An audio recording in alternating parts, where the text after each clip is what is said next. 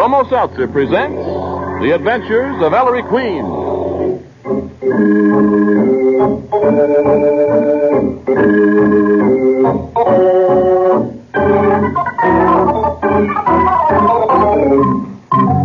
Tonight, the makers of Bromo Seltzer bring you another thrilling adventure with Ellery Queen, the celebrated gentleman detective, in person. Ellery Queen again gives you a chance to match wits with him as he relates another story of a crime he alone unraveled. Then, at the point where he was able to solve the mystery, he stops the play, gives you a chance to guess the criminal's name. In the studio tonight, we have as our guests Ken Sears, New York Yankee catcher, and Art Flynn, business editor of the weekly newspaper Sporting News. We'd hoped to have with us, too, the star second baseman of the Yankees, Joe Gordon, but he was unable to join us. However, Messrs. Sears and Flynn have accepted Ellery Queen's challenge to solve the mystery before the solution is revealed. And now, Ellery Queen, master detective, and your host for the next half hour. Thank you, Ernest Chappell, and good evening, ladies and gentlemen. In tonight's story, Nicky and I quite unexpectedly become involved in the crucial game of the World Series. I call it The Adventure of the World Series Crime.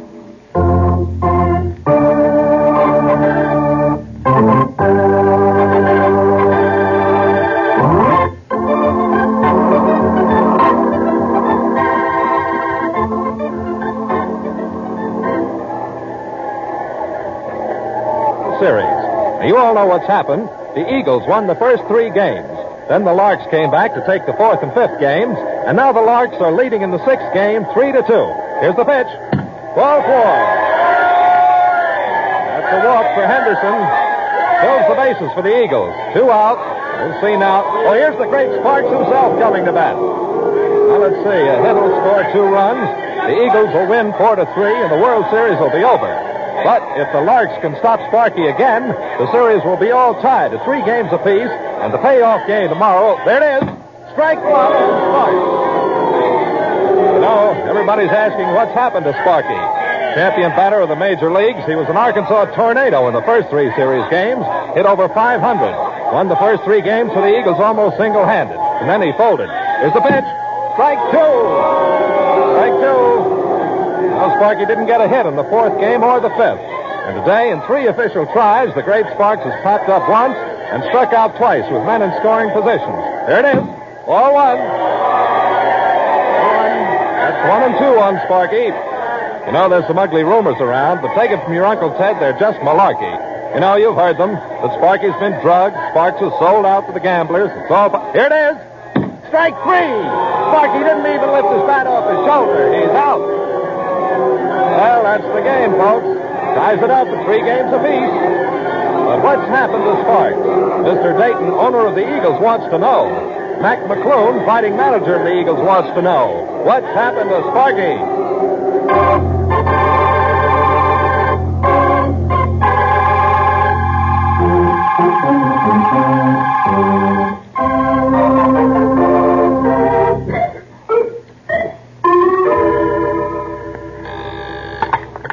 Yes. No. Just a minute. Mr. Dayton's private office. What? No. Say, listen, Weisenheimer, I'll give it to you in plain English. There ain't no more tickets. Oh. Hello, Mr. McClune. The boss in, Susie? Yeah, he's waiting for you. Say, Mr. McClune, I want to tip you off. The boss said me and the boyfriend could see today's game from his box. And, well, you know what that means. Yeah. As usual, Dayton's ducking out in a pinch. Yeah, well, the rest of us still think you can lick them bums, Mr. McClune. Thanks, Susie. You want to see me, Mr. Dayton? Oh, come in, Mac. Yeah. Mac, I am leaving you in complete charge. Going away today, Mr. Dayton? I notice you have your golf clubs already. Yes, I'm running up to the country club. I couldn't stand the strain of the final game, Mac. My heart, you know. Yeah. Go ahead. I'll phone you the result. Well, it's not as if I were running out on you or the team, Mac. Of course not, Mr. Dayton. You'll bench Sparks, of course. Thought you were leaving me in charge. But, my dear McClune, he's had half a dozen chances to win the series in the last 3 games. And what's he done? If Sparky goes, I go. Oh, he couldn't bat a ball with a coal shovel. Bat a ball. Bat.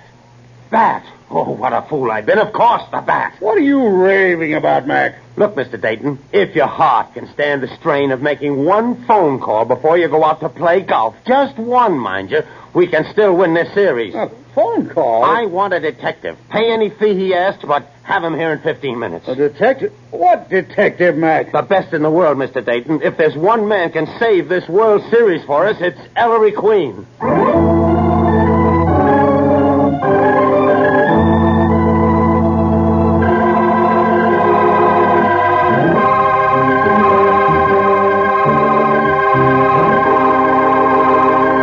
And there, ladies and gentlemen, you have the beginning of our mystery.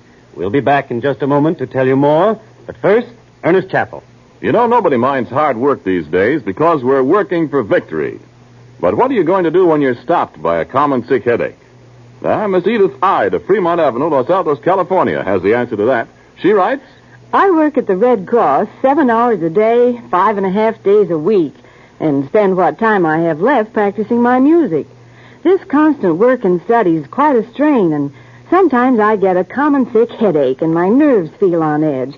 Well, one evening, while listening to your very entertaining Ellery Queen program, I heard your clever, educated train tell about Bromo Seltzer, and I decided to try it the next time I got a headache. Was I delighted with the quick, effective relief I got. Why, in just a short time, my head felt a lot better, and my jumpy nerves began to calm down. I told everyone at the office about it, but most of them informed me that they were already familiar with Bromo Seltzer's grand health and had been relying on it for a long time. Now I'm never without Bromo Seltzer. I keep a bottle in my desk at the office and another at home. and that's a wise idea for everybody. You know, these days, you never know when you're liable to get a common sick headache. So if you don't already have a big blue bottle of Bromo Seltzer in your home medicine chest, get one tomorrow for sure.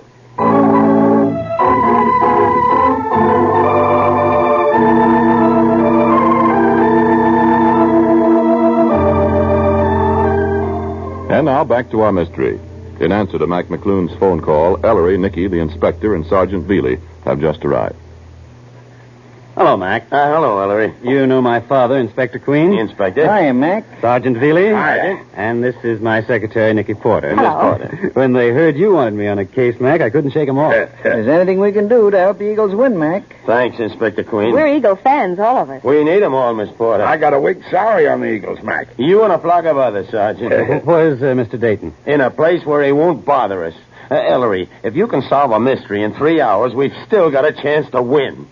If you can't... Doesn't sound like Mac McClune talking. 3 hours. Give me the facts. Well, Ellery, you know ball players. They're all kind of superstitious. Yeah, remember how Babe Ruth always touched second base on his way in from right field at the end of every inning? Sparky's worse, Sergeant. He's got a pet bat. You mean Ellery's got to find one of those nasty things that fly around at night? Mac's a baseball manager, Nicky, not a zookeeper. He means a baseball bat. Go on, Mac. Well, Ellery, with that pet bat of his, Sparky's the greatest hitter in the game today. Without it, he's just a bum, huh? Hold it, Sergeant. Mac, what happened to Spark's bat and when? Well, the morning after the third game, Sparky told me about it, but it went clean out of my head. Somebody stole his bat. Aha. If Sparky gets back his bat, you think he'll snap out of a slump, Mac? Inspector, I'll eat your badge in the Lark's dugout if he don't. Ellery's been asked to find stolen jewels, stolen documents, but a stolen baseball bat. Quiet, Nicky. Mac, was the bat stolen from the clubhouse? No, Ellery. Sparky was so nervous about it, he wouldn't leave it in the regular bat rack. He took it home with him. Where does he live? Well, Sparky got married just before the series. You mean the World Series is Sparky's honeymoon? Sort of, Miss Porter. So, Mr. Dayton gives Sparky and Lily, that's Sparky's wife, the use of his apartment during the series. They've been living there. What are we waiting for? Let's go.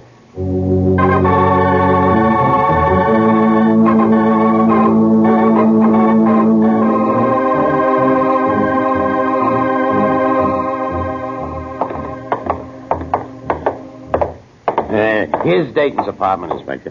Okay, Mac. Really, you park out here in the hall and watch this front door. Huh? We don't want to be disturbed. Go ahead, Ellery. Knock. Fancy layout. Oh, Inspector, you ain't leaving me out in the cold in a case like this. Bailey! Yes, sir. Mac, come on in. Hello, Sparky. This is Inspector Queen, his son Ellery, and Miss Porter. Howdy.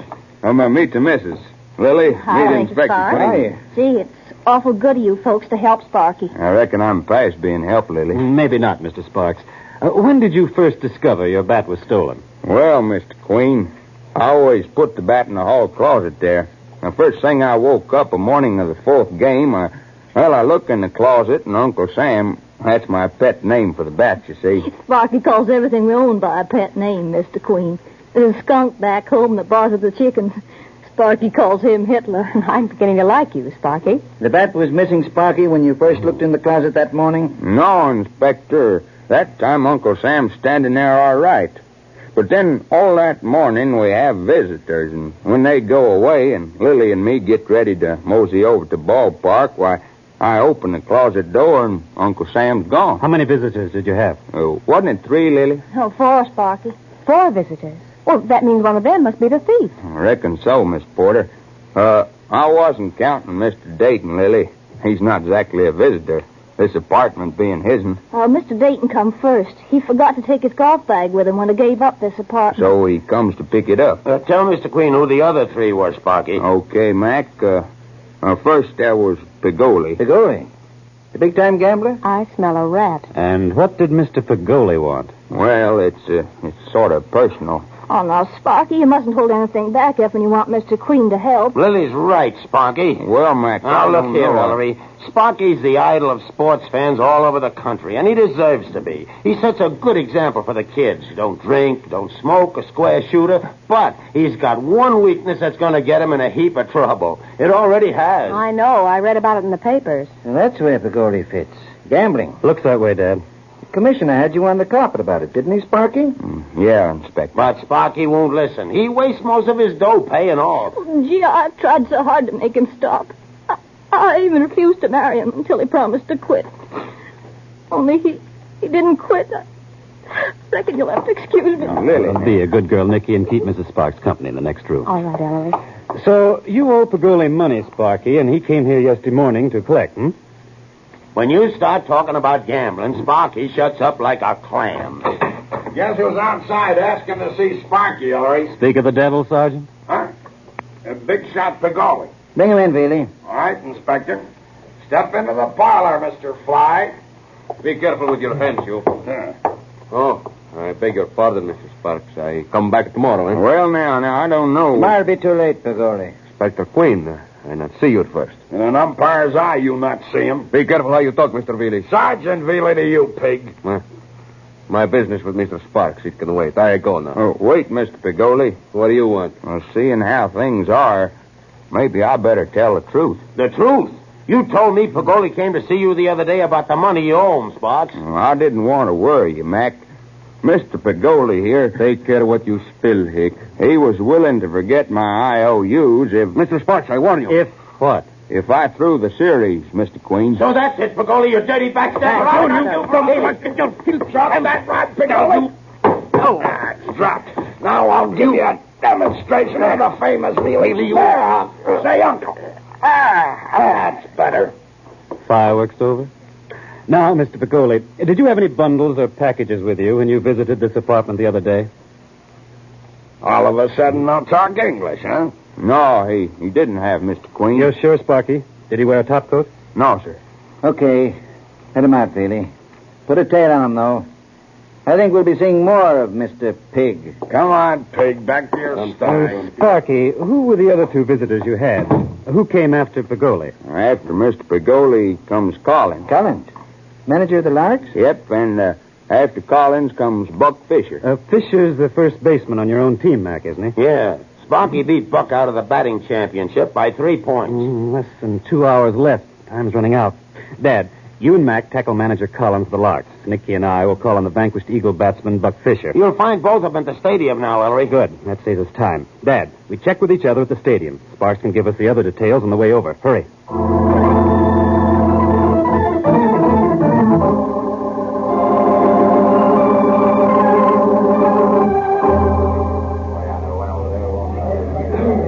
Collins, we've known each other since the old Sandout days. We don't have to spar around. Well, what's on your mind, Inspector? Collins, why did you, the manager of the opposition team, drop in to see Sparks, the star batter of Mac's team, during the World Series? It's your little idea, Mac? Trying to frame me just before the start of the last game? You know me better than that, Collins. Okay. Inspector, I ran up to see Sparky about our bet. What bet? $2,000, even money on the World Series winner. Sparky bet his team to win, Collins? That's a hot one. Did you ever hear of Sparky betting against himself? Sure, he bet on his team. With his team taking the first 3 games, I thought Sparky might be willing to raise the ante. At big odds, of course. But no soap. Sparky said no? He was willing, Mac, but his wife said nix.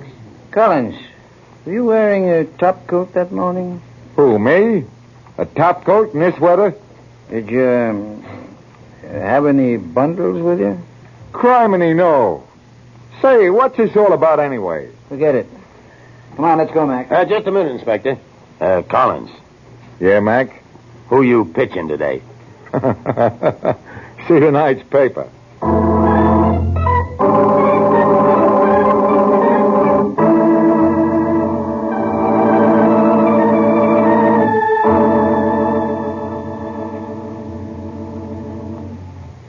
There's the door to the Eagles' locker room, Nicky. Yes, and there comes an Eagle.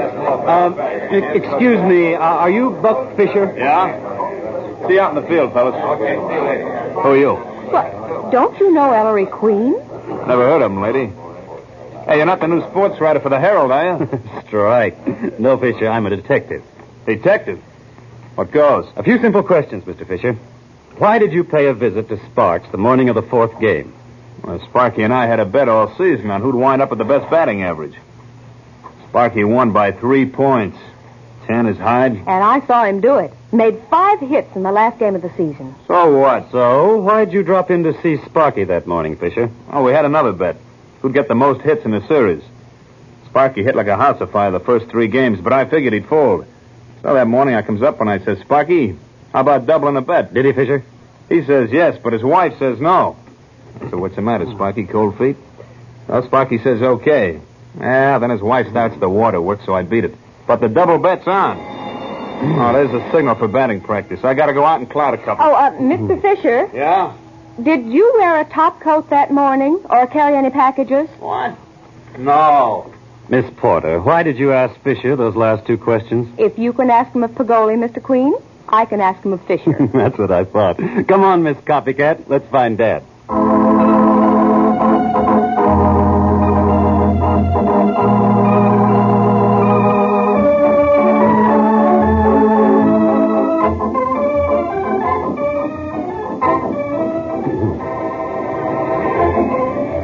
Inspector, you learned exactly as much from Collins as Ellery and I did from Buck Fisher. Yeah, Nicky, a great big goose egg. Ellery, the game will be starting in a few minutes. Are we getting anywhere? Well, Sergeant. We haven't even got to first base. Ellery, we're no nearer finding that bat than when we started. I wouldn't say that, Dad. Ellery, don't tell me you know where... Yes, I know where Sparky's bat is, Nicky. There's only a 50-50 chance it's still there. Dad, step aside with me. I'll tell you what to do. Now, you telephone. Ellery and his pesky secret. Yeah. I wonder what's cooking.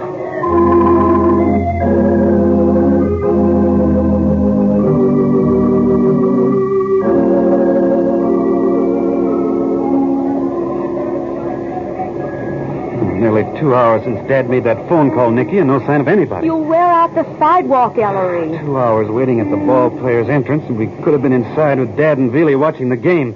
Dad, what inning is it? Last of the ninth, son. What's the score now, Sergeant? Still the same, Miss Porter. 1-0 favor of the Larks. Oh, give up, Ellery. It's too late now. You must have been wrong this time. Nicky, I tell you I wasn't wrong. I couldn't have been. How can I go in there and face Mac McClune without that pet bat of Sparky? Well, you can't do the impossible, Ellery. He gave you only a few hours. What's that? Nicky, this is it. What, a police call? But Ellery... You Ellery Queen? Yes? Here it is. The bat.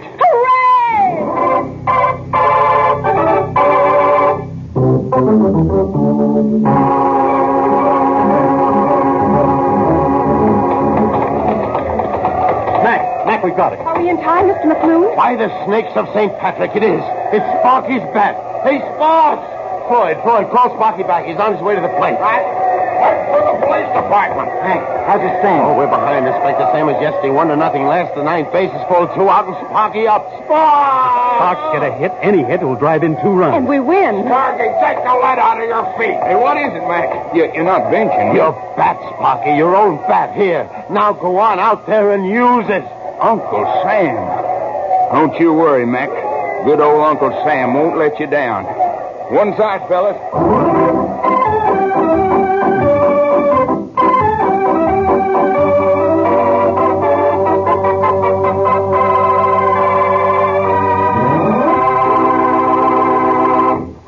And there, ladies and gentlemen, you have the mystery and I hope a solution as well. Nicky, will you be good enough to introduce our guest armchair detectives for this evening?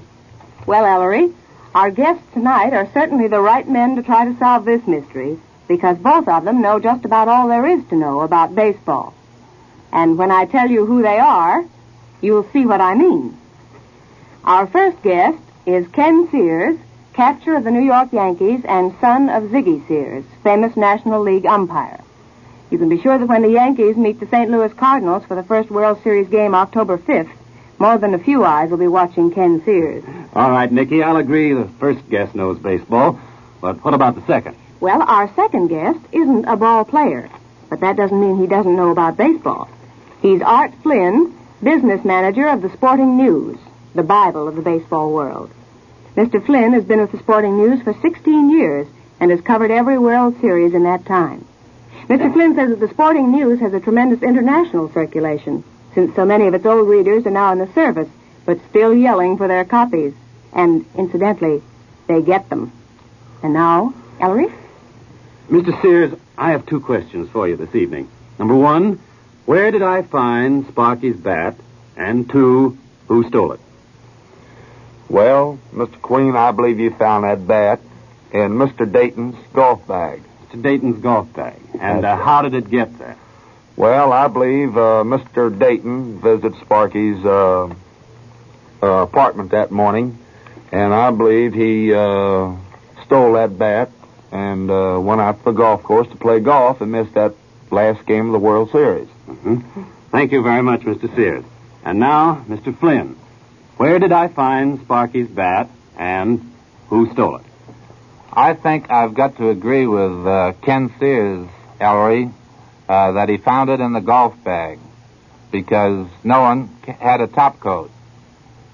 And secondly, I'd say that the person that put it there was Lily, the wife, because when they were talking about if he threw the series and she walked out and said no when they wanted to double his bet, it's the case of that famous French saying, cherchez la femme. Well, thank you very much, Mr. Flynn and Mr. Sears. You'll have to wait a moment to find out whether you've solved tonight's mystery correctly. And in the meanwhile, here's Ernest Chappell, who, it develops, is up on his modern slang. Ellery means I'm hep to the jive, I suppose.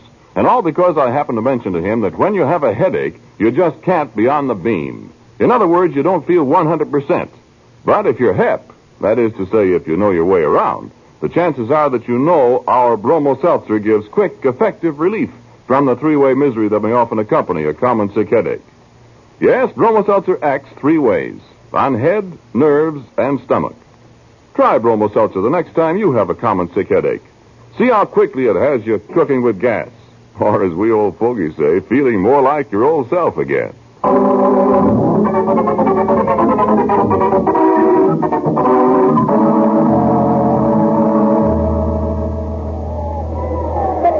Where did you find the bat? That was simple, Nicky, once I knew the facts. Only 4 people, Dayton, Pagoli, Collins, and Fisher, visited Sparky between the last time he saw the bat in the closet and the time he saw it was gone. So obviously, one of those 4 stole the bat from the apartment. Well, I said that long ago, Ellery, but which one? The important question wasn't who took the bat, Nicky, but how. How was the bat taken out of the apartment under Spark's nose without Spark seeing it? Strike 1. After all, a bat is a sizable object, 36 inches long and a solid hunk of hickory. So that's why you asked about the packages and the top coats, huh? Right, Dad. But none of the 4 visitors carried a package or wore a top coat. The top coat idea was a shot in the dark. Actually, you can't conceal a 36-inch baseball bat under a coat. or inside a trouser leg for that matter, and still walk like a human being. Yet the bat was taken from the apartment. How? Ball one. There was one article taken out of that apartment that was big enough to conceal a 36-inch baseball bat. But Sparks said nothing went outside. Wrong, Dad. Sparks said one thing did go out. Remember? Dayton's golf bag. Dayton? The owner of the Eagles? The one who lent the Sparks' his apartment? That's right. Dayton came back for his golf bag, Sparky said. And with the top zippered over, it'd hold a baseball bat and not be seen. No! Strike two. Now, either Dayton put the bat in his golf bag or someone else did. If Dayton were the thief, the first thing he'd do once he was out of the hotel was get rid of the bat. But if someone else put the bat into Dayton's bag and Dayton hadn't yet looked inside, the bat would still be there. So, Nicky, Ellery told me to phone the chief of police nearest to Dayton's country club. Chief rushed to the club, found Dayton's bag still unopened, and the bat inside. So Mr. Dayton can't be the thief. And there's ball two. Then who stole the bat? Who did it? Well, who hid it in Dayton's golf bag? Well, who was in the apartment when Dayton took away his bag? Not the goalie, not Collins, nor Fisher. None of them had arrived yet. Only two people were there besides Dayton, Sparks and his wife. Did Sparky steal his own bat? Would he deliberately get rid of the one thing he needed most to win his bet? No. Couldn't be Sparks. Then it must be... You mean his own wife? Mrs. Sparks stole that bat? She's the only one left, so Sparky's wife must be the thief. Ball three, Maestro. For Pete's sake, Ellery, why? Mrs. Sparks. Yes, Mr. Queen. Will you come here, please? You were wanting me, Mr. Queen. You've heard what I just said. Mrs. Sparks. Lily, why did you do it? Oh, gee, I thought if Sparky lost his pet bat, he'd lose his bets. And Collins and Fisher and Pagoli and all the others. I thought that would cure him. But I didn't realize what it would mean to Mac and to Sparky's teammates and all the fans. I was scared to admit it. Doggone it, a foul. Ellery, do we have to tell Sparky? If everything comes out all right, I don't see why, Nicky. Oh, you're a darling.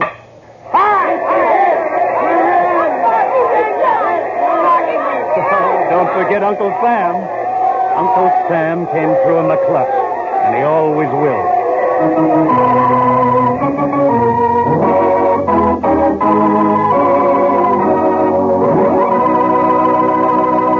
And there, ladies and gentlemen, you have the solution to the mystery.